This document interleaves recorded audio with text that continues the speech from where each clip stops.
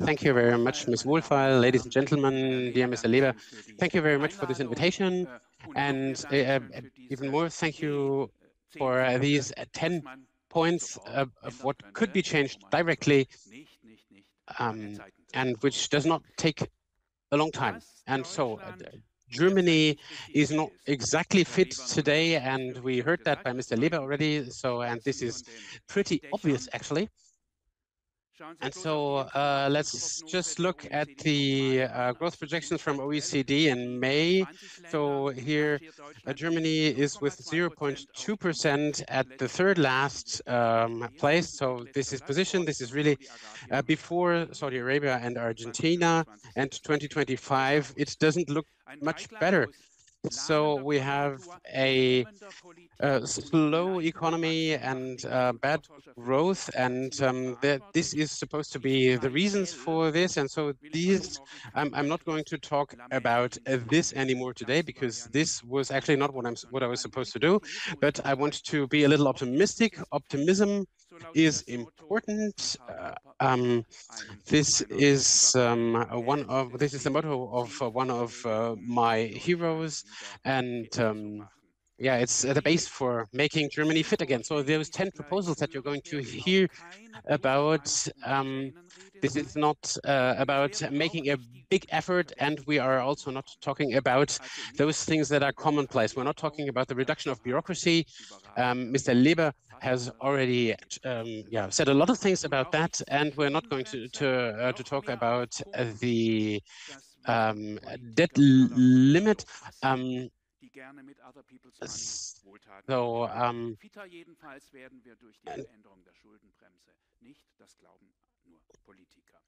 and we're also not going to talk about green technologies and transformation. We've got better people to talk about this today. And so my proposals are all more or less can be implemented right away, but we need political will for that, and also the skepticists need to take themselves back a little. I don't promise that everything gets better, but lots of things would get better, and I don't think that you will approve with all of my 10 points, because that would also be boring. And so approval, there's nothing more boring than approval of everybody. So why particularly 10 points? So a famous citation of François Clément from 1918 was, so Le bon Dieu en avait 10. So the good God was also satisfied with 10 points, and so let's begin with that. So it does. So the number does not matter. So so I am going to start with Rock Your Life. Rock Your Life is a program that puts students at the side of secondary school students in order to help them. This is not about making their school performance better, but they're going into cinema, they're talking to them. This is not very spectacular at the beginning, but the results are spectacular. The students who have taken part in that progress are improving their performances, their social capabilities, and they're increasing their chances on the work market. So people with a low education background here, for those, the chance of getting to a boarding school is way lower than for those from richer households. And so from 100 children of academics, we have 74 who are getting to university. From poor households, it's only 21. It's not the IQ that is decisive here, but it is actually their economic background. And even though we've seen lots of investments in the past, this relation has not changed. This is a scandal, and I think it is a scandal in terms of equality, but also in terms of efficiency, because human capital is not activated. They don't get the opportunity to develop. So it's not necessary to study at a university. But it is not good if some people have the chance to go to university and the others don't. So Rock Your Life at the end of the 10th has been started as a startup and is now represented at 42 cities. More than 7,000 pupils have taken part, and this program is validated empirically. So the mathematics grades are rising by 0.8 points in average. So people are getting more satisfied, and they're also getting more patient. So many more people from this mentoring program are getting to boarding schools. So Rock Your Life, this is not only that does not only cater for justice in terms of education, but also increases economic growth. And also, the program is practically free. These students are working voluntarily, so we don't have a big bureaucratic apparatus. And politicians always think that they need to pay more money to improve that, and this is nonsense. So the first thing is create mentoring programs on all secondary schools, voluntary, of course, not obligatory, and let's stick with education a little. So I would have another proposal. The Berkeley economist brought me to that, and it's to provide a start capital for each children when they go to school first, and so we would this would be invested in a broadly invested fund like the MSCI World, for example. This would cost 1.1 billion euros, but would improve the creation of funds, and so the students could then watch the investments grow and could then exit it at the age of 18. And until then, they should have understood that they should probably better invest their money like this than putting it into a savings account. So this would change the way, the approach that we have here in Germany. Other countries like Israel have been doing this for a while now.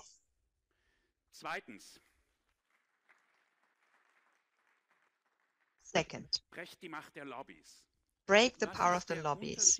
What's the difference between Steve Jobs and Carlos Slim? In both cases, as you probably know, we have here very rich people. The Mexican Slim is estimated to have $50 billion. He's the richest man in the world, and that changes after a while. And in 1990, he had the decisive deal in his life when the Mexican telephone company, Telefones de Mexico, was privatized.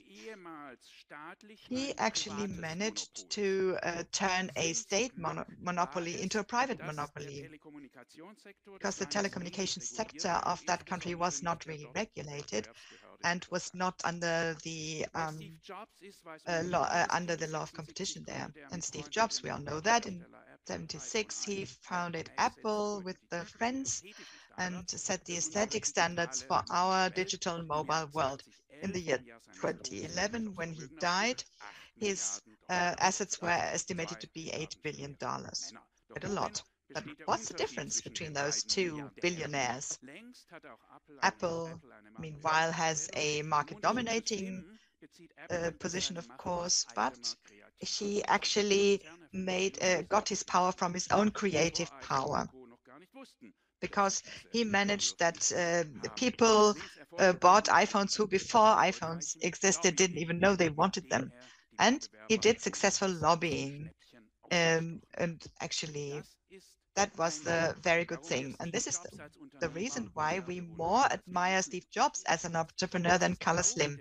And this is also the reason why Steve Jobs has contributed much more innovation to the development of capitalism than Carlos Slim. One could even go one step further. Lobbyism is bathing in progress. Economists calculated that companies who do lobbyism are less productive but get higher profits than others. there's always a possibility of a successful market entry, and it's also good to get politically secured monopolies. That lobbying is just an exchange of information between government and economy. Is something I very often said in comments, but finally, unfortunately, I had to learn that it's different. It's propaganda without empirical foundation. No wonder that in the United States alone for lobbyism, about $3 billion are being spent every year. And lobby registers, as you might have, will not help against it. Lobbyism is not only helping companies to survive, but also feeds the private assets of those who have the companies, factories. So, and that's not the same as progress and wealth. Please don't misunderstand me. I don't have a moral problem or capitalism criticism when I talk about lobbyism. It's more economic. It costs money, and I wanted to make proposals of how Germany could be fit. Now I could talk about the lobbyism of the energy intense industries like BASF, for instance, where we all thought that when the Russian gas is no longer bought because of Putin's aggressiveness, then the world will actually fail. And economists very often said this is not right, and there's a lot of elasticity regarding subsidies in the energy sector, and that is what happened. We could also talk about the climate lobbyists who actually want to prevent open technology transformation solutions, and they have strong representatives in the Ministry of Economy. Even after Patrick Reichen, the state secretary, was sacked, who really wanted to prevent a prolongation of the terms and tenors of and operation times of nuclear power stations. It's good that there was a limit to that. So, but the limits between lobbyism and corruption is very, very flexible. So don't listen to lobbyists, listen to economists. That is my opinion, and economists have different opinions, not just one, and that's something we could easily tolerate. And lobby does not only mean industrial lobby, but also ecological lobby and social lobbyism like Caritas and Diakonie, to Paritätischer Wohlfahrtsverband, and of course a lobby of the financial industry too, who in accordance with the lawyer for the Cum-Ex thinks that they actually do work for us. No. The third part is actually reward for work. For a long time, Germany had a high unemployment rate. That was a problem. Now we don't have unemployment at all. So, and that's also an issue as well, because we've got more demand for work than we've got supply. And that is actually at the cost of growth. In an analysis from Deutsche Wirtschaft Institute in Cologne in May 2020, it says, if there were enough skilled work, companies in Germany could work at full capacity, and they would actually generate about 50 billion euros more every year. Thus, there are as many people in work right at the moment in Germany, but still the working time of the persons employed is getting lower and lower. 50% of the workforce is women, but you cannot see that on the executive levels of the companies. So a lot of talent is lost there. This is not only, but also because additional work has a high taxation, but it's also the leisure time trap that we are in. And that is also a matter of the tax system, actually. So improving or increasing the offer of work. I would have several practical proposals here, which I can only touch upon briefly. And I can just say that for each and every one of them, we can have hours of discussion, but we won't do that, of course. The simple summary is, when you work longer, you will get a reward. If you work more than necessary, you will get lower taxes. Second thing, it's very important, professional life of women must be improved. So because of the, so this can be done by changing the taxation for spouses. And I once thought that is a good idea, but meanwhile, I have changed my mind. When women come to the labor market, it's very often difficult for them to really start with good jobs because of the taxation they would have to face when they are married. Then actually the citizens' money or citizens' income, which we have in Germany, should be more flexible. The transfers would now shrink in the time when we have less employment, more unemployment, then it should be more, because the workplace or the job risk is a collective risk and it's not a matter of the individual person. They cannot really be blamed for that. So I think transfer payments should be higher if there's a crisis on the labor market. But in times like now, the transfers should be reduced as far as possible so that those who can work will have to want to work. And then it's always about offering more work. That's the background, actually. Increase the working life. The formula, which was often set for 3 more years of life, the working life should be longer 2 years, then you still win 1 year. And I think this is relevant not just for the labor policy, but also for the retirement policy. So in this case, we can have a positive foundation to this, because when people live longer, they can work longer simply. The last point, again, to increase work for migrants, we have to see work first and not language first. We do it the other way around. In Denmark, as I have heard, and in also a few other countries, well, they say work first, and then they will learn the language, of course. And when the government needs to do something for that, they should, of course. But it should, the language should be learned in accompanying the work. And it cannot be that people who can work and want to work cannot work because of this idea that first they have to speak the language before they can work. That brings me to the 4th point, and that's the railway system. Have you ever heard of the fare ticket? This is an app that the Swiss use to pay their tickets for the train system. It's done through GPS. You don't have to buy a ticket, but the app is activated when you enter the train, when you go onto the train, and when you alight from the train, it's deactivated. And then the operator automatically calculates the cheapest fare for this distance that you use the train for. What a recovery compared to all those special tariffs and fares with and without cancellation possibility or city ticket or not. When you forget to check out when you alight, this is done by a fare ticket itself. Sorry, because fare ticket sees that you're no longer in the train because you leave the train station, for instance. And for this, I would abolish the 49 euro ticket per month.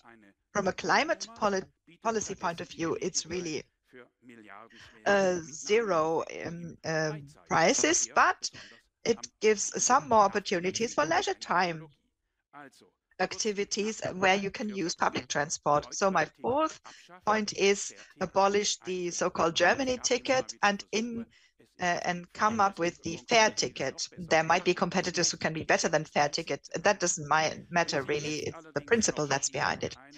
But now when you actually ask the 1 million euro question, how about the punctuality of the train? Then I actually take a proposal from Hendrik Leber. He mentioned this data company Palantir, and he wants Deutsche Bahn to order them to install sensors and use AI and make better transparency and punctuality possible by that. That is something that could be looked at, of course, and I would also give a consultation mandate to the Swiss railway system to consult the German railway system, because they know how to be punctual even in alpine regions. Let me come to the 5th point. That is development aid, which should be abolished. The fact that Germany finances bicycle pathways in Peru is on the one hand good, example, on the other hand, a bad example for German development aid. It's a bad example because this is about 44 million euros, which is not really much, compared to 34 billion euros that Germany spends every year, or has spent in 23 for development of other countries. On the other hand, this project, Peru, represents the very strange idea of Germany accessing the rest of the world. The federal government gives as a reason for the engagement of this amount that German municipalities could only dream of, that they want to help Peru be more climate protection-like. Specialists all say that this country in South America only emits 0.2% of the greenhouse gases worldwide. So the world climate cannot be saved there, even if all people in Peru would walk on, would be pedestrians only. And in other countries, this will never happen because the distances are too far. Gender trainings in China, project to develop a positive masculinity in Rwanda. Okay, these are just a few examples. And this is not satire here, that is the truth. And without exaggeration, we can give here a very kind of matter-of-fact balance sheet of the German development aid. It didn't achieve the goal that other countries could get more wealthy. It's just a matter of the taxpayer in Germany. The only thing that might be a benefit is free trade, but not subsidies which create new dependencies. And also it's not helping to contain migration, as we heard in a different article in the newspapers. The biggest recipients of German development aid, that's Syria and Afghanistan, are still the countries where we see the biggest streams of migrants coming towards us. So you're right, you heard me correctly. I would abolish development aid. And the consequence would be that there would be 34 billion euros more on our budget. I would split them between defense and civil public and investments, for instance, in the railway system. And then probably the debates to do away with the debt limitation could be over because we would have some more money. Now that brings me to the sixth point. It's called totally different thing now. Promote leap innovation. What does that mean? Why is it that the United States are so much better in terms of innovation than Germany or Europe? It cannot be that German scientists are just smarter than, US scientists are smarter, but the situation in the United States is just more attractive. Boss of EFOL, Clemens Fuß, and the German Nobel Prize winner Jean Timor said that the United States have a higher share of the overall expenditure for R&D is true, but it's only part of the whole picture. What's more important is the other half, and that is what the money is used for. Whilst in the United States, most funds are invested into high energy areas, the EU and Germany are rather looking at mid-technology, and that is the thing. In 2003, the three companies with the biggest expenditure on R&D in the European Union were Mercedes, Siemens, and Volkswagen. In the United States, it was Ford, Pfizer, and General Motors. In both cases, the automotive industry was at the front. In the year 2022, in the EU, Volkswagen and Mercedes were still among the highest levels, but Bosch was replacing Siemens. So the dominance of the automotive industry in Europe and Germany was even stronger. In the United States, however, this industry is now secondary. In 2022, not surprisingly, Amazon, Alphabet, and Meta were those who spent most on R&D. After Wust and Gerol, those two scientists, this difference can actually explain a large part of the difference in labor productivity between the United States and Germany. This is why they talk about the trap of the middle technology. To escape that trap, research subsidy programs of the EU should much more focus on leap innovation. Leap innovation is not just about optimization, but about renewal, basic renewal. A leap innovation is changing the world, basically. Economic power will be shifted. And last we saw this in Germany when SAP came up. And that was quite a while ago, as you know. It was in 1972. A radical change of technologies might even bring down economic ecosystems and bring up others. So we need leap innovation to fight climate change, poverty, and other things. So the funds of the EU, more than 1 billion euros every year, can be used in a better way, and that should be distributed among large groups as well as small companies. So leap innovation is not just about the big names, and in the end, this is not about planned economy, but one would have to see good projects so that more risk of venture capital goes into leap innovation. That is an old proposal, but just because it's old, it doesn't mean that it's not true. My 7th point. I'm still on good time, so don't regulate AI so quickly. Politicians love to regulate. The people are supposed to see they are doing something, and that's why we have new laws all the time.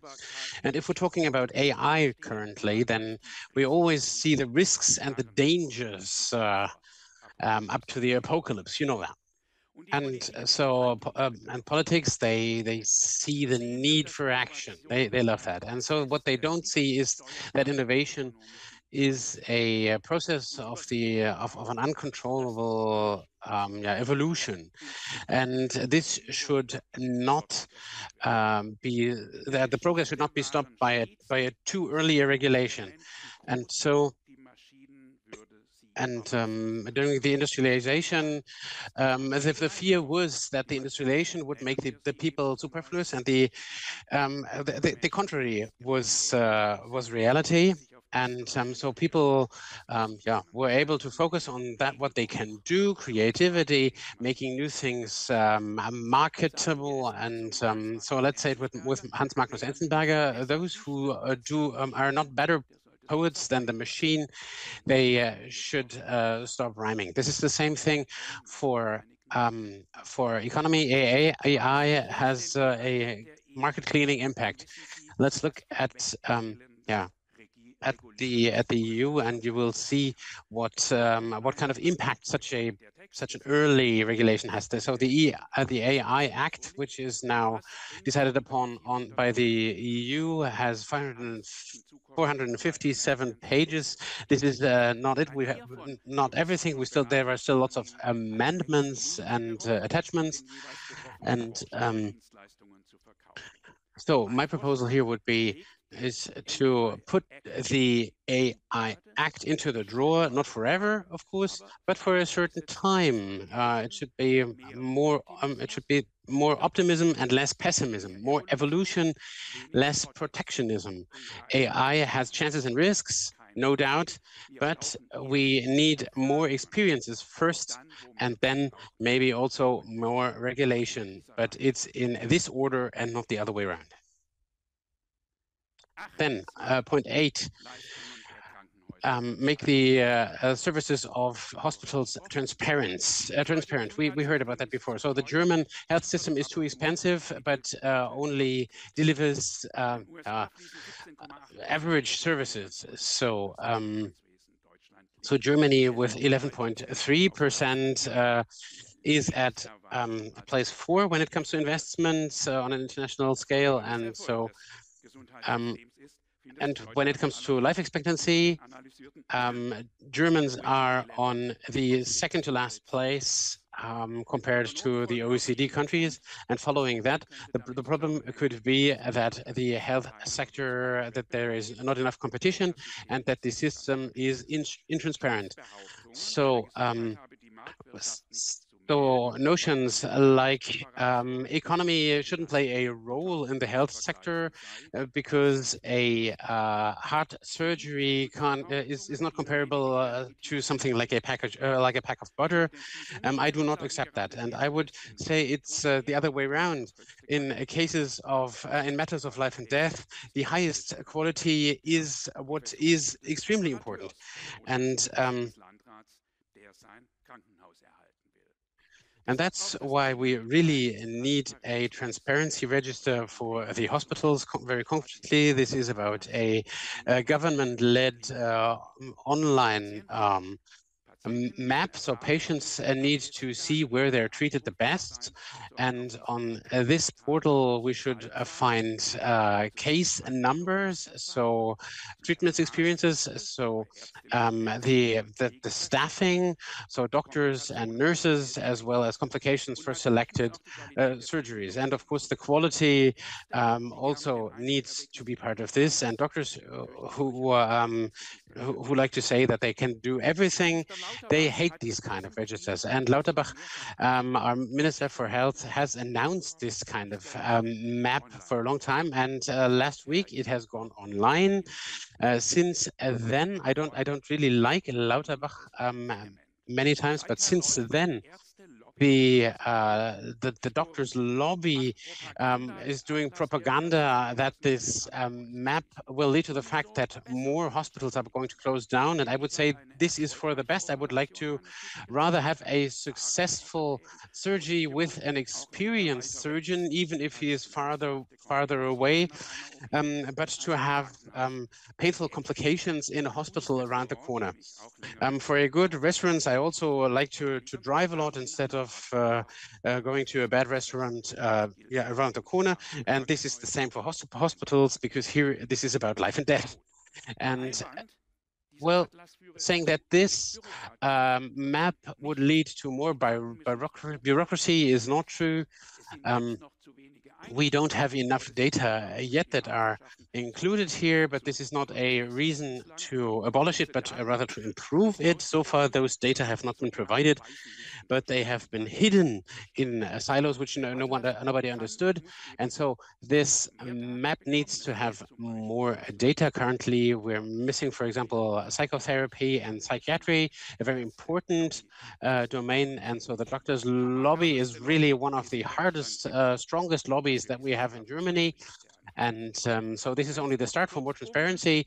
And so in short, so this clinic map makes the health insurance, makes the health system more efficient, and thus also makes patients more healthy and helps them live longer.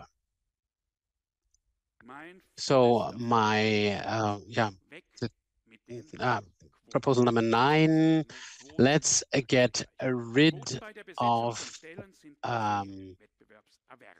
quotas. So women's quotas are discriminatory. So if it is the sex and not the performance that is decisive, then the selection process is not meritocratic. So is not based on performance, but on gender. And I am not in total against a quota. So people are getting women into a leading position. These create role models. This was and is ready, but the price for these kind of quotas is high, particularly in those times like today, when the quota is reached. But well, this is because it takes away the chances of men, particularly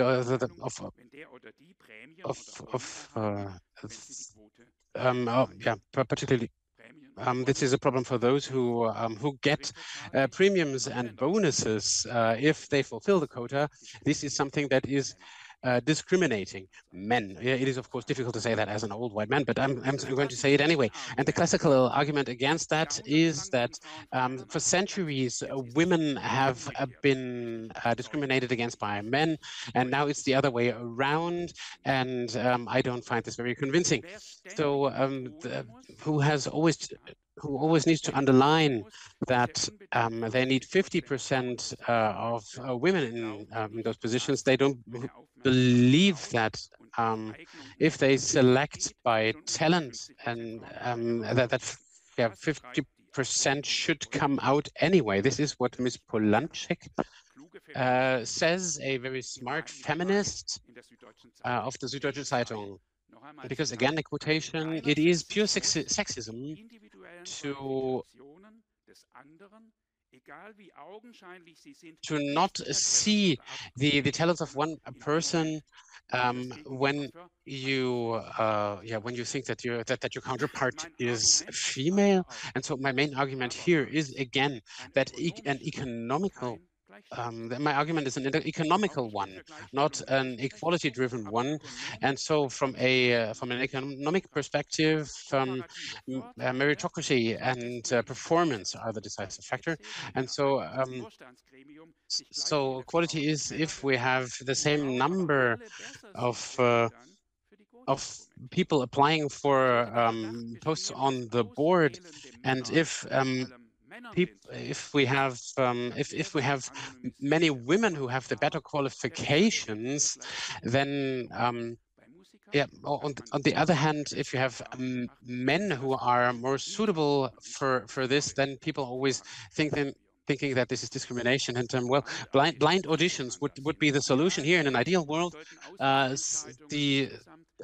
These selections should be based on performances, and other criteria should not be important. And the diversity which is desired in companies might be created at the same time. That's what specialists think, as well as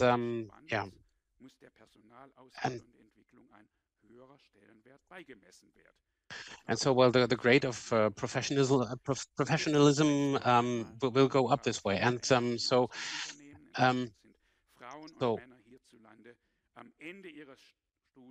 at the end of their studies, men and women have the same the same qualification, and they will not need such a quota in order to have a career. So in order to make Germany fit again, then when having leadership positions, then we should rather focus on quality and not on the gender. If here we have more women, that is great. Now I'm getting to my last item before having a short epilogue. So Marlene Engelhorn, 30 years old, is the daughter of BASF founder and the granddaughter. And so she expects a couple of millions as an heritage, and she does not like that. She said, I inherited lots of money, and with that lots of power. And that's what she says in many interviews. And in Germany, she would have to pay 23% inheritance tax. In Austria, this tax does no longer exist since 2003. So Engelhorn really wants to pass on 90% of her inheritance. These are around about 25 million, and but she will not create a foundation like Bill Gates did this, because she said this is a power component which can't be justified. But she has thought of a complex proceeding of what is supposed to be done with that money. So a citizens' council created for this purpose should should take those decisions and make them public. And she will then adhere to the decision of this committee. And this is well, her understanding of justice. And so now everybody can, is free to do with their inheritance what they want. They can give it to the Viet Cong, or they can create a research institute like Jan-Philipp Reemtsma. And Marlene Engelhardt obviously plans, and I find that interesting, to support the democracy in that way. And in order to do that, we have taxes, and so so that's why we could ask Ms. Engelhorn why she wants to create such a complicated processes, and why she doesn't just give those 25 million to the finance minister of Austria, because, well, she creates a democratic procedure for which she created this Citizens Council, which of course creates lots of more publicity than just transferring 25 million to the state. And she might say, well, it's not even possible. I don't know whether this exists in Austria. In Germany, this is possible, even though tax advisors have told me that this would not be possible. After that, I called the Ministry of Christian Lindner, and the spokesperson's answer was clear. So payments of voluntary payments can be made since 2006. Would you have known that German citizens can pay money to their government on free will? I don't know whether so. Text me now. I don't. So I don't know whether she knows that. She who makes publicity for an inheritance tax and for and so. But, well, it is possible. It is easy, even as the spokesperson of the Ministry of Finance has pointed out. And so, so you could just transfer the money to the Landessparkasse Halle Saale. You can try that if you wish. So this money can not be targeted for certain investments, and that means that the state needs to pay less interest rates, and so that the government has more money available for important things. And so why? I wondered, is there not a big publicity campaign called Rich People Help Us with Reducing Our Debts? And so it's not, and the Ministry of Finance said, well, we do not want the impression to be that the German state relies on voluntary payments, and also we do not want to be a competition to those organizations. And so to me, this seems implausible. Actually, it sounds like the government is not convinced of their course, but nevertheless, we from the ministers we hear every day why lots of money is missing everywhere, like in the financing of the war in the Ukraine, regenerative transformation, etc. And so it would only be consequent if the Minister of Finance would welcome donations for the state, but or this is what I suspect, taxes are only then good money if they are collected by force. And this would be I would think that's strange in terms of, well, a strange authoritarian behavior. So those who want to pay money to the government, they just should do it. That is my last proposal. And so I'm 2 minutes late, so I'm getting to my epilogue. I hope you recognized it in many things, and almost all of the cases of those 10 points. I vote for not doing something in order to make Germany fit again. To not doing something is the best way to improve something right away. You don't have to do nothing. politicians really tend to do something, and there's lots of things you can do wrong if you do that. And so you also saw these 10 points all fulfill 3 criteria.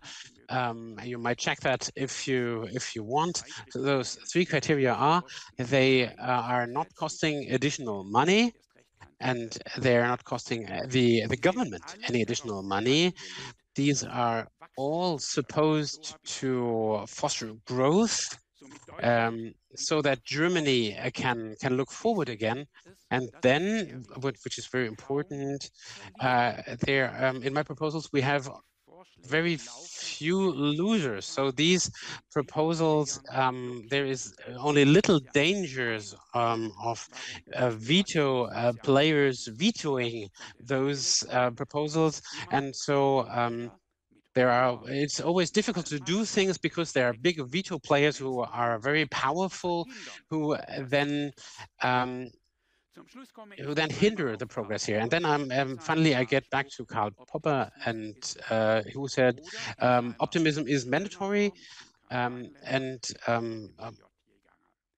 so the history shows that pessimism is not coming true, even though people are always seeing the apocalypse on the horizon.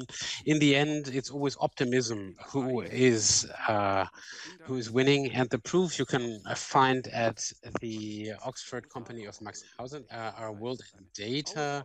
It's a very interesting website where you can't stop looking at the data. Most of the data that I have here are from them, and this is about the growth of the economy and the world since the beginning. So humanity seems to have done a lot of things right since the beginning of the 19th century. Here, the capitalism was introduced. So this horizontal line of missing growth, this changes from 1820 on into the direction of exponential growth to almost a vertical line. And this is again mirrored in the DAX since its beginning. So optimism is mandatory. This is not only an ideology, but it can be translated into quantitative data. Thank you very much for your attention.